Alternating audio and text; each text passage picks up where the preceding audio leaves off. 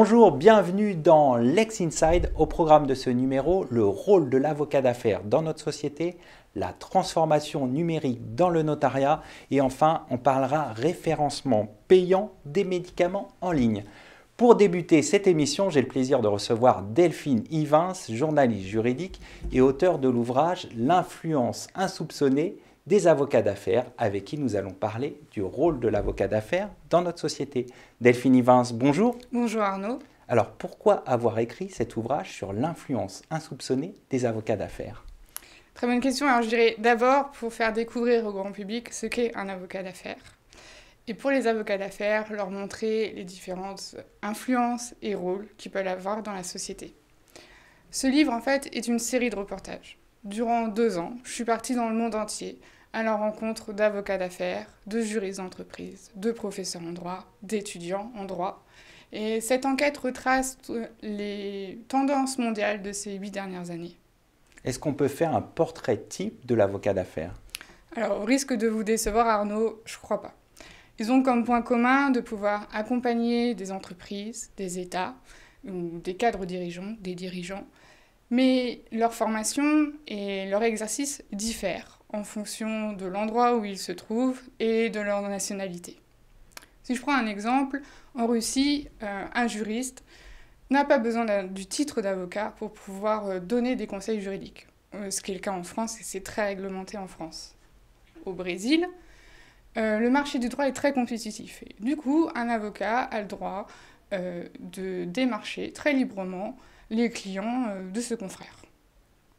Quels sont les pays où les avocats sont les plus influents et à contrario, quels sont les pays où les avocats d'affaires sont le moins influents? Alors, je dirais que tout dépend de l'influence dont on parle. Est-ce qu'il s'agit d'une influence économique, juridique, sociétale? Chacun où il se trouve, qu'il soit à Hong Kong, aux États-Unis, en Russie ou en France, ils ont tous un rôle à jouer dans la société et pour la société. Je prends l'exemple de la Tunisie. Les avocats d'affaires ont pris part à la révolution de Jasmin il y a 10 ans, aux côtés de la population. Mais ils ont aussi aidé activement à la rédaction de la nouvelle constitution qui régit actuellement leur pays. En Russie, le Parlement, la Douma, fait souvent appel à des avocats d'affaires étrangers pour réfléchir à des mécanismes juridiques innovants pour faciliter l'économie. En fait, je crois qu'au-delà de l'influence des avocats d'affaires, ce livre montre la place du droit dans une société, dans un pays. Par exemple, aux États-Unis, le droit est devenu une arme géopolitique hyper importante. À Hong Kong, c'était un outil de stabilité, au point que les avocats d'affaires ont rejoint les universitaires et les étudiants dans les derniers mouvements de protestation contre la Chine, avec le succès malheureux qu'on connaît. À Singapour, le marché du droit s'est particulièrement ouvert sur l'intelligence artificielle, au point que la cité-État en est devenue un hub international. Et aujourd'hui, on le voit qu'avec la crise du Covid, ils en sont sortis bien gagnants. Alors, vous avez évoqué la place du droit dans notre société. Quel est le rôle de l'avocat d'affaires dans notre société? Je dirais qu'il a plusieurs rôles, puisqu'il peut effectivement lutter contre la corruption, il peut essayer de faire avancer le droit dans un pays peut-être plus autoritaire qu'ici, et dans nos pays démocratiques, il a à la fois la vigie du droit, comme tous les autres avocats, mais surtout, il peut aussi accompagner les entreprises à être peut-être plus éthiques, ce que demande de plus en plus la société. Les avocats d'affaires n'ont pas seulement un rôle qu'économique, et il faut absolument qu'ils en prennent conscience, en France comme ailleurs. On va conclure là-dessus. Merci Delphine d'être passée sur le plateau de Lex Inside.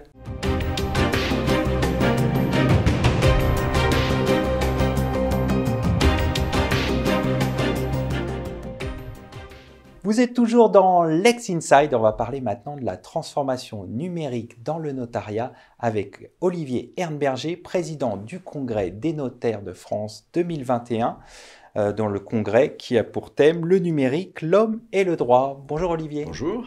Alors pourquoi avoir retenu cette thématique? Parce que le numérique nous interpelle tous, et les juristes autant que les autres, si ce n'est plus. Il il y a eu beaucoup de travaux qui ont été consacrés au numérique en tant qu'outil, en tant que facteur de modification des échanges et des manières de travailler. Et nous avons voulu aller voir cette fois-ci dans quelle mesure le numérique était capable de toucher le contenu même de la règle de droit. Alors, pouvez-vous nous présenter ce congrès? Alors, un congrès des notaires, en règle générale, ça s'organise en deux temps. Un premier temps qui est l'édition d'un rapport. Ce rapport écrit qui fait à peu près 800 pages, qui est rédigé par une dizaine de notaires avec un professeur de droit à leur côté. Ce rapport écrit, c'est l'état du droit sur un problème donné. Et puis, dans un deuxième temps, à l'issue de ce rapport, nous tenons le congrès lui-même, qui se déroule sur 3 jours. Et à l'occasion de ce congrès, nous formulons des propositions pour modifier ou pour ajuster la règle de droit à partir des constatations que nous avons faites dans le rapport. Nous formulons des propositions soit au législateur, soit même éventuellement au juge. Parfois, on se permet d'inviter le juge à reconsidérer sa jurisprudence sur tel ou tel point. Alors, je rappelle, je crois que le congrès se tiendra du 23 au 25 septembre à Nice. Cette année, à Nice, du 23 au 25 septembre, en effet. Alors, quels vont être les temps forts de ce congrès? Eh ben, les temps forts, ce sont les commissions. Il y a 3 commissions, puisque notre travail se décompose en 3 commissions. Nous avons une commission consacrée à la personne, à l'individu, où on va passer en revue toutes les règles relatives à la protection des données, à la vie privée, à la perte de facultés cognitives. Quelles sont les règles que l'on va mettre en œuvre lorsque nous-mêmes, notre génération, nous allons perdre nos capacités cognitives, alors qu'on ne peut plus faire aucune formalité, on ne peut plus manipuler son compte en banque autrement que par Internet. Donc, première commission sur la personne. Une deuxième commission sur les actifs. Il y a la question des actifs numériques. Comment est-ce qu'on les classifie dans le droit? Comment est-ce que le droit est capable de les accueillir lorsque l'on veut, par exemple, les donner en garantie d'un prêt, ou lorsqu'on veut les vendre ou les donner, ou les transmettre à l'occasion d'une succession. Et puis, une troisième commission qui est consacrée au contrat, puisque lorsqu'on a vu la personne et lorsqu'on a vu la chose, eh ben, en droit, l'outil pour faire circuler la chose, c'est le contrat. Et donc, on va s'intéresser aux nouvelles manières de contracter, c'est-à-dire les contrats totalement dématérialisés. Alors, quel est le rapport des notaires avec le numérique? Comment appréhendent-ils ce sujet? D'abord, nous l'avons appréhendé sur l'évolution matérielle, sur l'évolution des outils. Il faut savoir qu'aujourd'hui, les notaires en France reçoivent à peu près 10 000 actes notariés par jour sur support numérique. C'est-à-dire que 80 ou 85% des actes que les notaires dressent sont des actes totalement dématérialisés. Après, comme je le disais, il y a la question de la règle de droit. La question qui se pose pour nous, c'est de savoir si la règle de droit va être impactée par la dématérialisation. Est-ce que les canons que nous avons appris à l'université sont encore pertinents, ou est-ce qu'ils sont totalement obsolètes? Est-ce que nous sommes devant un grand soir juridique qui va voir se réécrire tout le droit, ou est-ce que pas du tout? Est-ce qu'en réalité le système juridique est parfaitement capable d'accueillir les nouveaux actifs et les nouvelles manières de contracter? Donc ça, c'est le premier enjeu qui nous interpelle. Et puis il y a un deuxième enjeu qui est celui de l'exercice du droit. Que vont devenir les professions du droit, les avocats, les notaires, les juges, les huissiers, dans cet univers dématérialisé? Est-ce que la fonction même, l'existence même de professions du droit pose question? Ou est-ce qu'au contraire, la dématérialisation n'est pas l'occasion pour ces professions non pas de se réinventer, mais de se déployer dans ce nouvel univers numérique pour aller y accomplir dans cet univers dématérialisé les fonctions de médiation, les fonctions de sécurité qu'elles accomplissaient dans le domaine physique? Alors, vous avez évoqué la question de l'impact du numérique sur la pratique du droit. Quel est votre sentiment sur cette question? Mon sentiment, c'est d'appréhender les choses sans grande inquiétude. Je pense qu'il y a des fonctions du juriste que cela va faire disparaître, ou tout au moins que ça va atténuer. Je vais prendre un exemple. Quand je suis chargé de faire un audit, dans cet audit, il peut y avoir 80 ou 90 contrats et autorisations administratives. Il y a tout un travail très long, très fastidieux, qui va consister à rechercher les éventuelles discordances, les contradictions entre ces 80 contrats. Par exemple, dans un centre commercial, le règlement de copropriété, les baux commerciaux, les crédits baux, les prêts qui ont été faits, recèlent peut-être des contradictions. Donc là, on peut considérer que l'intelligence artificielle, si on parle d'elle, devrait aider le juriste et lui faire gagner du temps et peut-être amoindrir cette fonction-là. Mais peut-être que ce sera au profit d'autres fonctions, parce que du coup, le temps que j'aurai gagné sur ce travail d'audit, peut-être que je pourrais mieux le consacrer à mon client pour passer en revue avec lui la stratégie contractuelle, ou la stratégie judiciaire, si je suis un homme du judiciaire, et pour contextualiser, parce qu'il y a une chose que le numérique ne sait pas faire et que l'intelligence artificielle n'est pas près de savoir faire, c'est de contextualiser. C'est-à-dire que l'intelligence artificielle, le numérique, va être excellent pour vous dire quelle est la bonne règle de droit, quelle est la clause qui est conforme ou non conforme. Ça, elle va être peut-être meilleure que l'homme pour le faire. Par contre, ce qu'elle ne sait pas faire, c'est dire quelle est la clause, ou quelle est la règle, ou quelle est l'attitude, quelle est la stratégie contractuelle, qui est non pas bonne dans l'absolu, mais qui est bonne par rapport à vos objectifs à vous, qui ne sont pas les mêmes que ceux de votre voisin, et qui ne sont peut-être même pas les mêmes que ceux que vous avez hier. Olivier Arneberger, merci.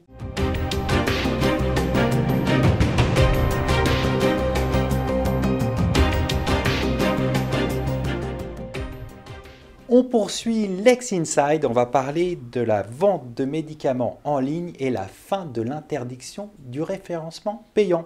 Pour évoquer ce sujet, j'ai le plaisir de recevoir Julien Moiroux, Off Counsel chez Simons & Simons. Julien, bonjour. Bonjour Arnaud. Alors, une décision du Conseil d'État du 17 mars dernier met fin à l'interdiction du référencement payant des médicaments en ligne. Pouvez-vous revenir sur cette décision ? Oui. Pour poser un petit peu le contexte, il faut savoir qu'en France, la vente de médicaments par Internet est réservée aux pharmaciens d'officine et seuls les médicaments sans ordonnance peuvent être vendus. Mais un arrêté du ministre de la Santé du 28 novembre 2016 leur interdit de rechercher des référencements payants dans les moteurs de recherche, ce qui crée une difficulté particulière pour le développement de cette activité, puisque ça va entraîner une perte de visibilité importante sur le net pour ces sites français. Et en même temps, faire le jeu de leurs concurrents européens, situés notamment en Belgique et aux Pays-Bas.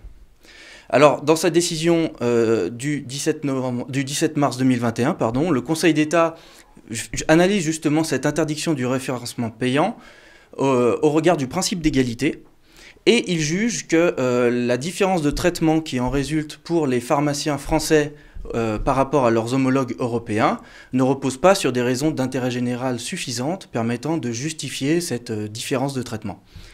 C'est la raison pour laquelle le Conseil d'État juge l'interdiction du référencement payant illégale et enjoint au ministre de la Santé de l'abroger dans un délai de 2 mois. Pour motiver sa décision, le Conseil d'État retient en particulier que l'interdiction du référencement payant est insusceptible de permettre d'atteindre les objectifs de santé publique qui étaient invoqués par le ministre de la Santé, dont notamment la préservation du maillage territorial des officines de pharmacie, la lutte contre le mésusage et la surconsommation de médicaments, ou encore la préservation du lien de confiance entre le pharmacien et son patient. Pourquoi ? Parce qu'en réalité, la vente de médicaments par Internet en France est déjà très sécurisée, et donc cette interdiction du référencement payant n'apportait pas de supplément utile pour ces objectifs de santé publique. Comment vous expliquez ce revirement ? Ah oui, il s'agit d'un revirement effectivement par rapport à une décision précédente du Conseil d'État du 4 avril 2018, et c'est très intéressant parce qu'on voit qu'en fait depuis 2018, plusieurs développements permettent d'expliquer que le Conseil d'État ait changé de position. D'abord, le requérant, dans cette décision du 17 mars 2021, s'était fondé sur la directive commerce électronique, ce qu'il n'avait pas fait dans son premier recours, car c'était le même requérant, dans son premier recours jugé en avril 2018. Or, la directive commerce électronique autorise tout mode de communication permettant de faire la promotion directe ou indirecte des services proposés par les professionnels de santé, notamment les professions réglementées. Et le Conseil d'État, sur ce fondement-là, fin 2019, avait annulé des dispositions de code de déontologie de certaines professions médicales au motif que ces dispositions-là interdisaient tout mode de communication direct ou indirect sur Internet. Par la suite, l'autorité belge de la concurrence a sanctionné le Conseil de l'ordre des pharmaciens belges pour certaines de ces décisions qui visaient à empêcher les pharmaciens de recourir au référencement payant. Et surtout, le 1er octobre 2020, la Cour de justice de l'Union européenne est venue juger que le droit européen s'oppose à une réglementation nationale qui vient interdire le référencement payant dès lors que l'État qui souhaite mettre en place une telle interdiction n'est pas en mesure de documenter précisément et concrètement les motifs de santé publique qui justifieraient que l'interdiction soit mise en place. Existe-t-il encore des freins réglementaires à la vente de médicaments en ligne ? Il en existe encore plusieurs, malheureusement, pour que cette activité puisse pleinement se développer en France. Et le principal, c'est celui des locaux de stockage. Pour pouvoir développer une activité de vente par Internet, et ça s'applique au commerce de médicaments, mais également à tout commerce électronique. Pour pouvoir stocker les médicaments. Exactement, le stock, les obligations logistiques, les contraintes logistiques sont telles qu'il faut avoir de l'espace. Or, les officines de pharmacie en France sont souvent dans des espaces très réduits qui ne permettent pas de développer une telle activité. Et la réglementation française en matière de locaux de stockage pour les officines de pharmacie prévoit que les locaux de stockage doivent être situés à proximité de l'officine et dans un quartier d'implantation. Mais ces notions-là ne sont pas vraiment définies par le Code de la santé publique. Et le quartier d'implantation qui doit être défini par les directeurs généraux des ARS n'est malheureusement pas aujourd'hui mis en place. On est donc en fait dans une sorte d'impossibilité réglementaire d'avoir des locaux de stockage, ce qui vient freiner fortement les pharmaciens français qui souhaitent se développer dans cette activité. Julien Moirou, merci pour votre éclairage. Je vous en prie, merci Arnaud. Merci à toutes et à tous pour votre fidélité et je vous retrouve très bientôt pour un nouveau numéro de Lex Inside.